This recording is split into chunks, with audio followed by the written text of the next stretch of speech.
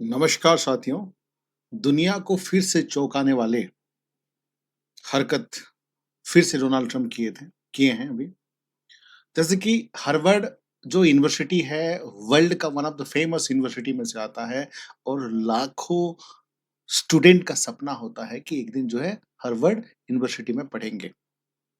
लेकिन अब ये सपना जो है सपना बनकर रह जाएगा, क्योंकि डोनाल्ड ट्रंप ने एक तरफ से जितने भी फॉरेन स्टूडेंट थे, जो हार्वर्ड यूनिवर्सिटी जो यूएसए में है वहां पे पढ़ रहे थे, जितने भी इंटरनेशनल स्टूडेंट थे, सबके ऊपर बैन लगा दिया, जिसमें 788 इंडियन स्टूडेंट भी अफेक्टेड हैं। वैसे तो टोटल 6800 फॉरेन स्टूडेंट थे, जो कि टोटल यूनिवर्सिटी का 27% है, और सबके ऊपर बैन लगा दिया।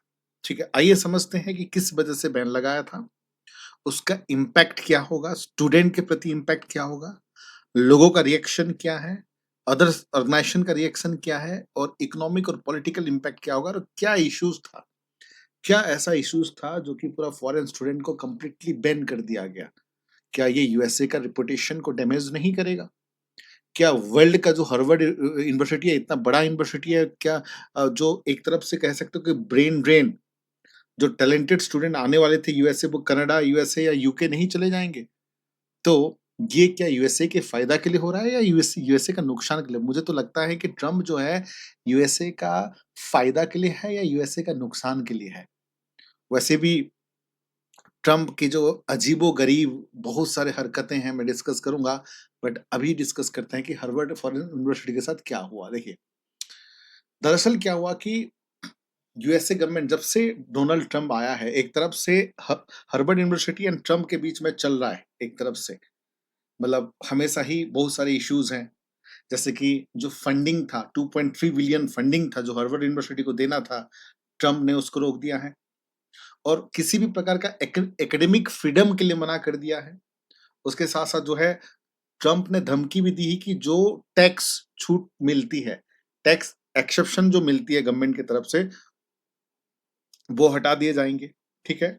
और उनका कंप्लेन ये था कि सिक्योरिटी कंसर्न था। सिक्योरिटी कंसर्न में क्या था कि जो फॉरेन स्टूडेंट जो पढ़ रहे हैं, उनका कोई प्रॉपर डाटा नहीं है, जिसकी वजह से ड्रग्स पेडलिंग हो सकती है, कुछ भी इन टेररिस्ट हो सकते हैं, कुछ भी अलग मतलब जैसे कि अमेरिकन के खिलाफ हो सकते हैं, जो कि अमेरिकन वैल्यू के खिलाफ हो सकते हैं। ठीक है? तो ये जो उन्होंने बताया कि सिक्योरिटी कंसर्न पॉलिसी डिसएग्रीमेंट, मतलब जो अमेरिकन वैल्यूज़ में जो होना चाहिए, जिस हिसाब से रहना चाहिए, वो नहीं है उनके हिसाब से। जिसमें 788 इंडियन स्टूडेंट है, ज़ाहिर-सी बात है उनको इम्पैक्ट होगा उसकी वजह से। अब देखो, जो ट्रम्प का हमेशा जो नीति है, उसके और उसके खिलाफ ऐसा नहीं है कि हार्वर्ड यूनिवर्सिटी चुप बैठा है। उन्होंने कहा कि ये जो है लीगल लीगल मतलब कानूनी खिलाफ है, इस तरह का हरकत नहीं होना चाहिए। ये एक पॉलिटिकल मोटिव लेके ये काम किया गया है, और किसी भी प्रकार का एकेडमिक फ्रीडम से वंचित किया जा रहा है, ठीक है? तो उसको कोर्ट में चैलेंज किया गया है एक तरफ से, हार्वर्ड यूनिवर्सिटी के द्वारा, ठीक है? हालाँकि देखिए, यहाँ पर जो है, अगर मैं बात करूँ तो डिपार्टमेंट ऑफ होम सिक्योरिटी, ठीक है, under secretary Kristi Noem announce the revocation of the Harvard certificate to enroll the foreign student. मतलब जितने भी फॉरेन स्टूडेंट थे, ये यूएसए गवर्नमेंट की तरफ से सबको जो है रिवोक कर दिया गया है। ये कहा गया कि जो एनवायरनमेंट है वो हॉस्टाइल, मतलब मारपीट का एनवायरनमेंट हो गया है, और एक तरफ से कह सकते हो कि जो स्टूडेंट का डिटेल नहीं है, जिसकी वजह से जो ज्यूज अगेंस्ट इसराइल की बातें हो रही है, चाइना को अंदर ही अंदर सपोर्ट करने की बातें हो रही है, ठीक है? हालाँकि Harvard university contested this claim levelling the move to unlawful and retaliatory, मतलब ये कानून के खिलाफ है, तो इसलिए उनके खिलाफ थे लोग। तो यहाँ पर impact on the Indian student, देखो, वर्ल्ड के हर एक कंट्री के स्टूडेंट जो कि मतलब एक अच्छा क्वालिटी ऑफ एजुकेशन के लिए आए थे, सबको इम्पैक्ट हुआ है। हालांकि इंडियंस उसमें से 788 हैं। हालांकि टोटल अगर मैं बात करूं 6800 स्टूडेंट हैं, जो कि यूनिवर्सिटी के 27% है। जाहिर सी बात है, स्टूडेंट के ऊपर इम्पैक्ट होगा, अनसर्टन वीजा स्टाटस, उनका वीजा का कंडीशन क्या होगा, उसके बाद रिस्क ऑफ डेपुटेशंस, उनको आना पड़ेगा, फिर से वापस आना पड़ेगा। एक तरफ से जो एजुकेशन कंटिन्यूटी चल रहा था, लैक ऑफ एजुकेशन कंटिन्यूटी हो जाएगी। और ऑब्वियसली बात है कि फाइनेंशियल शॉर्टेज होगा। ये तो स्टूडेंट होते हैं, कमा तो नहीं रहे हैं, तो ज़ाहिर-सी बात है मतलब एक तरफ से फाइनेंशियल लॉस होगा और सबसे मेन चीज़ है कि impact on their mental health. ज़ाहिर-सी बात है एक तरफ से एजुकेशन चल रहा था और एक मेंटल हेल्थ पे ज़ाहिर-सी बात है उन वो और उनके फैमिली रहेंगे, ठीक है? हालाँकि उसका साथ-साथ ऐसा नहीं है कि खाली स्टूडेंट के ऊपर इम्पैक्ट है। अगर मैं बात करूँ कि हार्वर्ड यूनिवर्सिटी के ऊपर इम्पैक्ट क्या होगा? ज़ाहिर-सी बात है लोग ट्रस्ट नहीं करेंगे। ऑल ओवर द वर्ल्ड में जो ग्लोबल यूनिवर्सिटी था उसके ऊपर मतलब कोई फीचर नहीं है। उसका जो रेपुटेशन है वो एक तरफ से पूरी तरह से डैमेज हो गया। उसके साथ-साथ जो इंटरनेशनल रिसर्च कोलैबोरेशन होते थे दूसरे कंट्री के साथ, वो डैमेज हो जाएगा, लोगों को भरोसा नहीं रहेगा। इसलिए हार्वर्ड यूनिवर्सिटी ने कहा कि ये पॉलिटिकल मूव है, मतलब उसको कोर्ट में हम चैलेंज कर सकते हैं। उसके साथ-साथ नॉट ओनली हार्वर्ड यूनिवर्सिटी, दूसरे जो बड़े-बड़े यूनिवर्सिटी है उसके खिलाफ मतलब ये डिसीजन के खिलाफ हैं और ये भी बताएँ कि कोई ट्रांसपेरेंसी नहीं है कि किस वजह से जो है स्टूडेंट को हटाया जा रहा है। देखो इंडियन पर्सपेक्टिव में देखा जाए तो इंडियन गवर्नमेंट जो कंसर्न है इंडियन स्टूडेंट के प्रति उन्होंने कहा है कि कोई अल्टरनेटिव हमें देखना है सच एज जैसे कि कनाडा है, यूके है, ऑस्ट्रेलिया है। तो ये अल्टरनेटिव जाके हमें करना है। अगर यहाँ पर बच्चों को हटा दिए जाएँगे तो ज़ाहिर-सी बात है दूसरा कंट्री फ़ायदा उठाएगा। कनाडा है, यूके है, ऑस्ट्रेलिया में लोग जाएँगे। मतलब एक तरफ से एकेडमिक ब्रेन ड्रेन हो जाएगा। जो टैलेंटेड स्टूडेंट कनाडा यूएसए आने वाले थे वो कनाडा, ऑस्ट्रेलिया और यूके को जाएँगे। और सबसे मेन चीज़ है जो इकोनॉमिक इम्पैक्ट होगा यूएसए के ऊपर 44 बिलियन डॉलर जो इंटरनेशनल स्टूडेंट्स है उसको मिलता था। 44 बिलियन डॉलर मिलता था मतलब वो वो एक तरफ से यूएसए में आना बंद हो जाएगा। तो ज़ाहिर-सी बात है और अगर मैं हम बात करें कि हम किस प्रकार का उसका समाधान एक तरफ से ये एक तरफ से पूरा वर्ल्ड की रेपुटेशन की बात है, एकेडमिक रेपुटेशन की बात है, यूएसए का भी रेपुटेशन की बात है और एजुकेशनल इंस्टीट्यूशन का भी रेपुटेशन की बात है। तो ऐसे हरकतें डोनाल्ड ट्रम्प का not only criticised by India, all over the world में सब लोग इस चीज़ की क्रिटिसाइज़ कर रहे हैं और एक चीज़ मैं बता दूँ कि ये केवल हार्वर्ड यूनिवर्सिटी की बात नहीं है। अगर आप India in personally to India आप देखोगे मतलब किस प्रकार से डोनाल्ड ट्रम्प उसको फूफाजी मैं बोलता हूँ, किस प्रकार से इम्पैक्ट किए हैं इंडिया के प्रति आप देख सकते हो कि उन्होंने हाई टैरिफ दिया था इंडियन गुड्स पे, जो कि पहले 3.91% था, अब जो है 26% हो गया है, जिसकी वजह से हम लोगों को मतलब 30% डायमंड में डिक्लाइन हुआ है।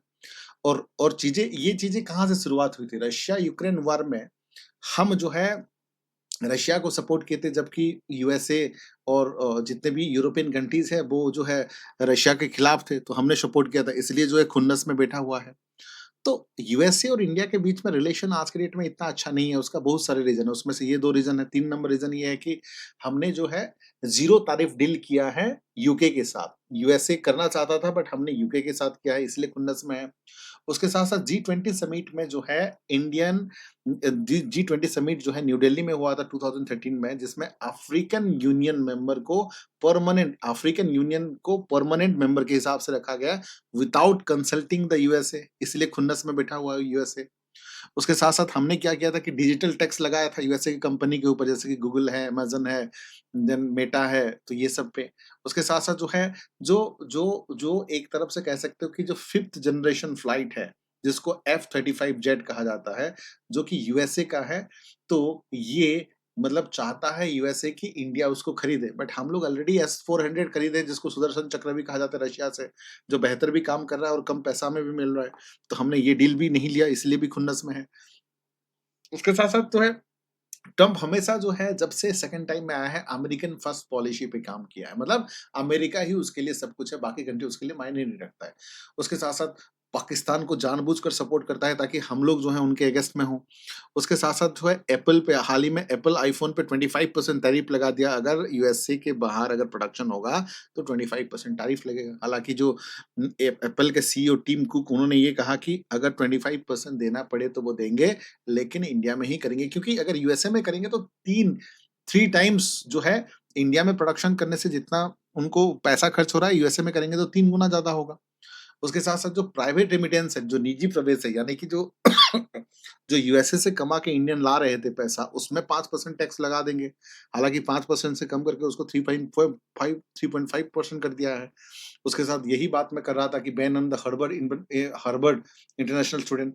उसके साथ और एक चीज़ है जो F-16 फाइटर एयरक्राफ्ट है, उसको हमने पाकिस्तान जब हमारे पाकिस्तान ने हमारे खिलाफ यूज़ किया था, जो कि यूएसए का था F-16 फाइटर एयरक्राफ्ट, उसको पूरी तरह इंडियन प्राउड सोल्जर ने खत्म कर दिया था, उसका भी खुन्नस है।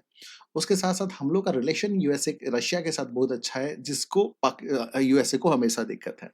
और उसके साथ-साथ अभी देखो इंडिया जो है 4th लार्जेस्ट इकोनॉमी हो गया है, यूएसए, चाइना और जर्मनी के बाद जो है इंडिया आ गया है। तो एक तरफ से इंडिया का जो ग्रोइंग इकोनॉमी है, तो ये देख के भी एक तरफ से एक एक होती है ना, एक मतलब जेलसी का चीज़ें चल रही है। उसके साथ-साथ यूएसए का केवल इंडिया के साथ रिलेशन नहीं है, Ukraine, south Africa, China, Russia, recently जो यूक्रेन प्रेसिडेंट है जेलेंस्की के साथ, या साउथ अफ्रीका के प्रेसिडेंट जो सिरिल के साथ, या फिर चाइना प्रेसिडेंट जिनपिंग के साथ, या फिर रशियन व्लादिमीर पुतिन, तो हमेशा उनका रिलेशन उनके साथ भी अच्छा नहीं रहा है। तो ये है डोनाल्ड ट्रम्प, पता नहीं मतलब एक तरफ से Donald Trump is completely unpredictable. लोग जो है भरोसा नहीं कर पा रहे हैं डोनाल्ड ट्रम्प पे के प्रति। तो इस तरह का अगर सुधर जाते हैं तो ठीक है, लेकिन इस तरह का हरकत रहेगा तो डोनाल्ड ट्रम्प का जो फॉरेन पॉलिसीज़ है दूसरे कंट्री के प्रति, उनका जो पॉलिसीज़ है पूरी तरह से बिगड़ जाएगा, लोग सपोर्ट ही नहीं करेंगे। तो ये था about India USA relationship and Harvard university का कंडीशंस। और एक चीज़ मैं बता दूँ, तो हम लोग जो है यूपीएससी का नया कोर्स स्टार्ट कर दिए हैं, जो मंडे से स्टार्ट हो गया है। और उसके साथ-साथ देखो यहाँ पर जो है हिस्ट्री ऑप्शनल, पब्लिक एडमिनिस्ट्रेशनल ऑप्शनल भी है। उसके साथ इंडिविजुअल सब्जेक्ट है, जैसे कि हिस्ट्री, पॉलिटी, ज्योग्राफी भी का भी हम लोग कोर्स दे रहे हैं 3-3 हज़ार में। उसके साथ एक बैच है, जो यूपीएससी फाउंडेशन बैच है, जो 15,000 का है। इस नंबर पे आप कॉन्टैक्ट कर सकते हो एडमिशन के लिए। उसके साथ-साथ ऑप्शनल के लिए अब की बार यूपीएससी पार बैच है। उसके साथ ऑप्शनल के लिए भी आप जो है पब्लिक एडमिनिस्ट्रेशन और हिस्ट्री का चूज़ कर सकते हैं। और किसी भी प्रकार का दिक्कत है, इस नंबर पे आप कॉन्टैक्ट कर सकते हो। Thank you for watching. Have a nice day. Thank you.